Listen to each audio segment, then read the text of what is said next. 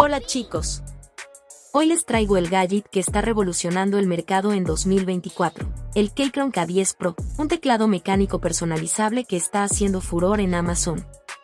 Y ojo, recuerda que los links de los productos los dejo abajo en la descripción, así que no te olvides de chequearlos al final. Vamos a darle.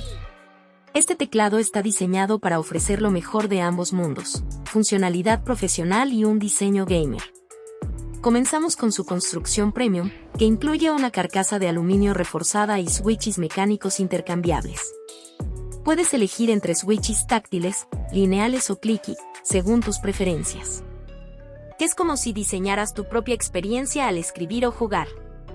Lo que realmente destaca es su compatibilidad total. Funciona perfectamente con Windows, macOS y hasta dispositivos móviles. Además, cuenta con conectividad triple, por cable USB-C, Bluetooth 5.1 e incluso con su dongle inalámbrico de baja latencia. Ideal para quienes quieren máxima flexibilidad en su setup. Si este gadget te está impresionando, no olvides suscribirte para más recomendaciones geniales como esta. Ahora, hablemos del RGB retroiluminado. El Keychron K10 Pro ofrece una variedad de efectos de iluminación personalizables, desde ondas multicolor hasta configuraciones estáticas elegantes.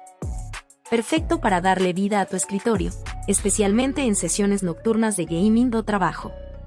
Otra característica que no pasa desapercibida es su batería de larga duración de 4000 mAh, que promete hasta 240 horas de uso sin luces RGB activadas. Casi una semana completa de uso sin preocuparte por cargarlo. Por si fuera poco, incluye soporte para keycaps personalizables y un software intuitivo que te permite reasignar teclas, crear macros y guardar perfiles. Es el teclado soñado para gamers, programadores o cualquier entusiasta de la tecnología. Y si te ha gustado algún producto, recuerda revisar los links en la descripción para verlos con más detalles. Nos vemos en el próximo video.